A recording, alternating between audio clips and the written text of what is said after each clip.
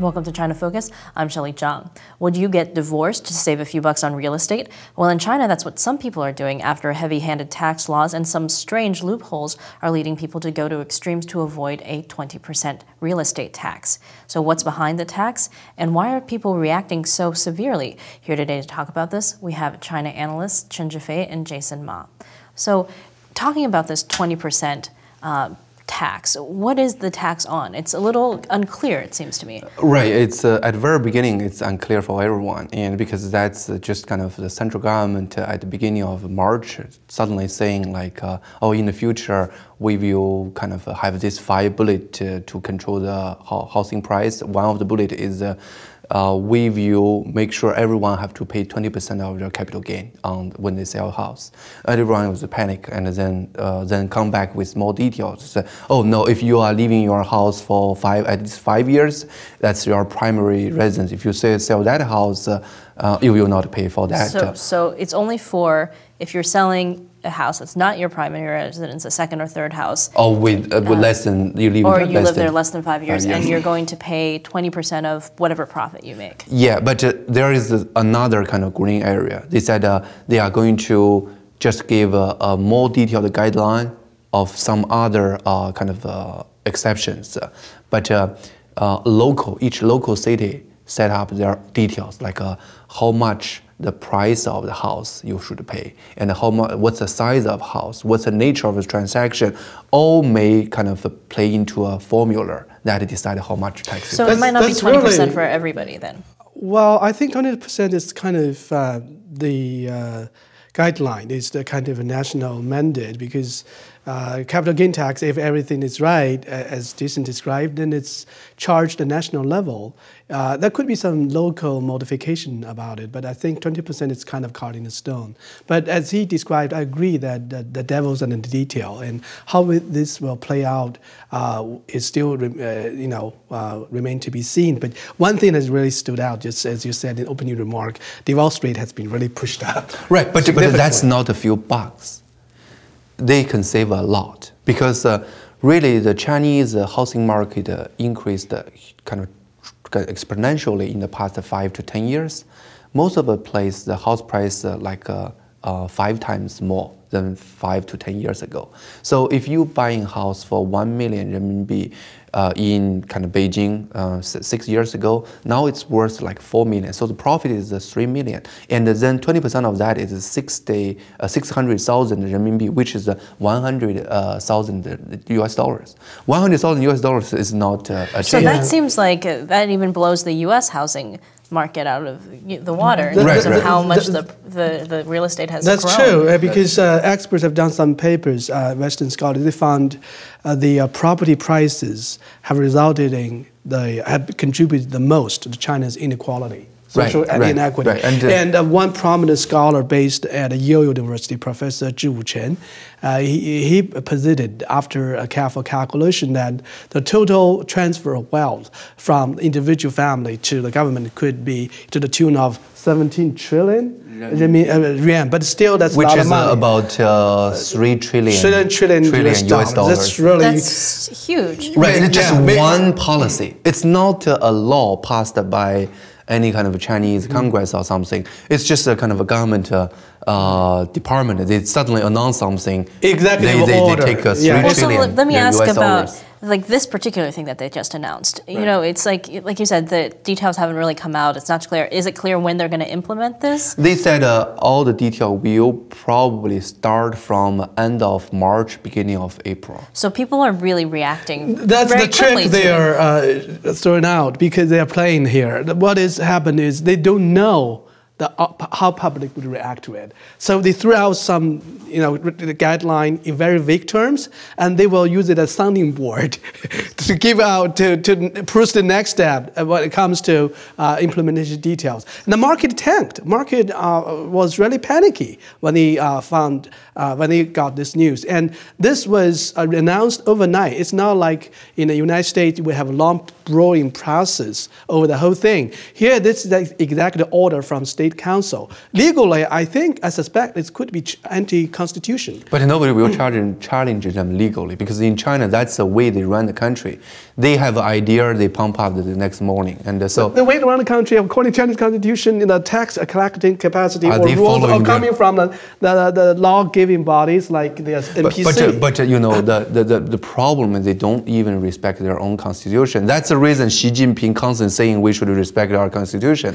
So even the real estate, this particular thing is not respecting the constitution? Is that what you're saying? Yeah, that is, but they don't really care. That's the way they run the country. I mean, basically, I think that's a lot of people from there kind of have a conclusion like how much wealth you have in China is unknown, because all your wealth is subject to another policy. Because if they next time they say, "Oh, I'm not charging you 20%," what about 50%? That's why people would go to length or sacrifice the cost of marriage. I was going to say, it seems yeah. so extreme. The reaction. No. If you just buy divorce and sell the house and then remarry, you can save $100,000 US.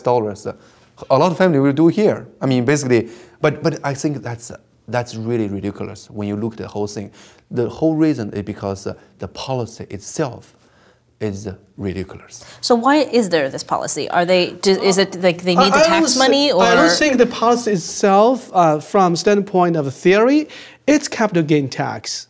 I think it's not fair in terms of how much it will penalize rich people. Rich people are penalized because if you have dozens of houses, as those high-ranking government officials would, that we're talking about 房姐, 房叔, right? Mm-hmm. The housing sisters, housing brothers, they have a lot of houses, and each of them will be levied this 20% tax. However, there are also a lot of get-arounds. For common folks, they can use divorce to get around paying the tax. Only if you for high-ranking officials, they have friends at tax collecting authorities. They could just push up the original price at which they bought it. And it's easy to get around. Right. But I guess the point is that they claim they have this policy to control the housing price. But almost everyone saying this will increase the house price for two reasons. One is always in China, because the big city housing is always people kind of chasing for. So the seller always can convert all the cost to the buyers. Mm-hmm. And for example, in the past, some kind of government kind of supported house, and if you buy it after 5 years, you can sell it, but you have to pay 10% of land fee. But what really happened in China is when they sell it, the 10% of land fee is paid by the buyers. Because the housing market is so hot, everybody wants. That's the number one challenge when Western journalists report on this event. If you use the mindset of Western kind of argument or observation to interpret this, you will be totally off. And the thing I checked with my friends working in the real estate industry in China, they told me, I was shocked, that most of taxes will be picked up by buyers. So when you unheard of. When you think about this, you think, government want to control the house price, but end up by one night they increase the house price 20%.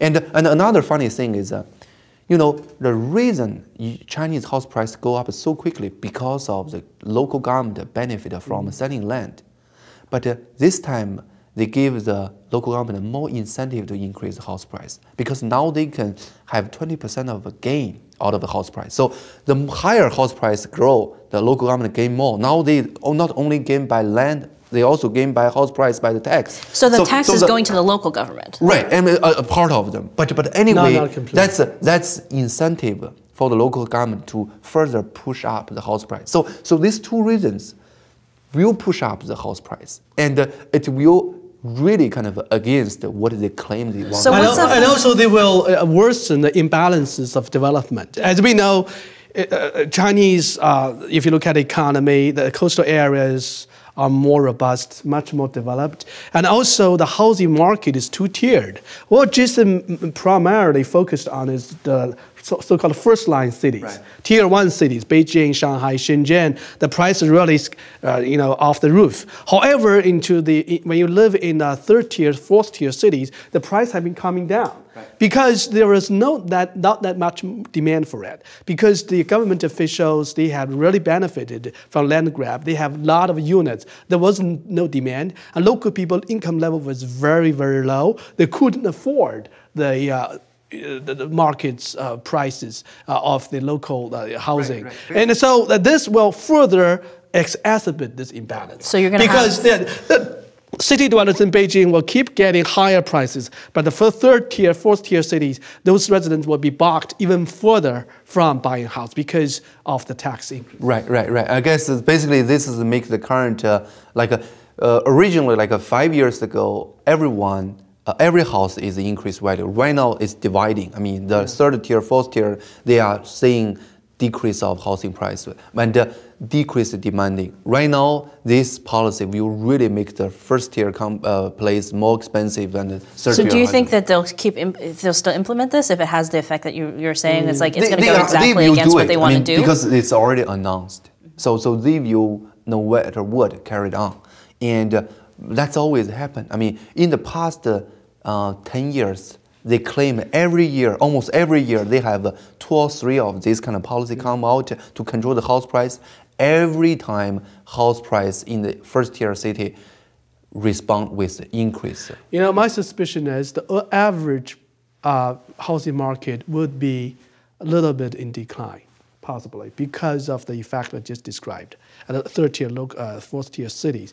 However, but if you look at those primary big cities, first-line cities, the price could get higher. So if the problem is the real estate prices skyrocketing, the bubble possibility, what can they actually do to solve the problem of the housing prices? I think if they really want to solve the housing kind of a crisis, or either get kind of a squeeze out the bubble from the housing market, the easiest thing is to control the speculators. I mean, basically, right now, why so many people chasing for a house? Chinese government agreed 70% of the people right now are buying house in Beijing, Shanghai, first tier city, are those investors. And because the price is so high, only rich people, those learners can buy the house. And in that case, you have to get rid of those investors to make sure those people who have real need have a big enough. I think the current rule, if implemented, will somehow dampen the spirit of those speculators, but not as much as it should. Using the United States as an example, if you buy summer house as a second investment, you would be excluded from the benefit the government accorded to you. That is, for the capital gain you got, if it below $500,000 for jointly filed spouses, you are excluded from any capital gain taxes. You're tax deductible. For individual, it's $250,000. But there are a lot of get-arounds, like what I just said. They can get the forced documents for the original prices to pay. They can get around it because these people are privileged. I mean, to really solve the problem, first of all, I think they should implement something similar to American property taxes. So that if you buy 3 units in a very wealthy, affluent neighborhood, you have to pay local, very hefty, skyrocketing property taxes. You will lose your incentive for further investment. Well, they talk about property tax every once in a while, but it never gets implemented. They have some cities doing a pilot project. My friends live in the city, Chongqing. She said very few people were affected because that will definitely lead to market collapse. And the government, last thing for them to see now is a total market collapse. Another thing to suppress land, this whole kind of bubble for real estate is to give the farmers the right to build their own houses and to freely transfer the property. That really would that's curb another the issue they add them in cities. Right, that's another reason. Every land that can build a commercial house owned by the government. And the local government have the incentive to control releasing land, so they can make sure they maintain the land price. And then it goes to kind of property developers who want to develop like the luxury, high-end type of buildings. And then because the developer definitely will add a land cost to their housing price. So because the local government needs the higher land price, they will not kind of put a lot of land on the market. So the housing price is really controlled by the government, by the land. So another way, as you said, if all the farmers really can make their land available to development, then the kind of a big amount of land supply will reduce the developers' cost and probably end up reduce the housing price. And definitely that's another solution. But I think really if you really combine the three things together, make sure enough land provided. Second, make sure people hold a third, fourth, fifth house at a very high cost, and make sure those speculators get out of market. I don't think there's any kind of huge this kind of house bubble in any city, but they dare not do it because of the local government interest, because they really want the whole housing market to keep growing. They just don't want it growing like 50% a year. Yeah. Okay, so thank you both for joining us today to talk about this issue, and thank you for watching. For more on this and other issues in China, join us at ntd.tv.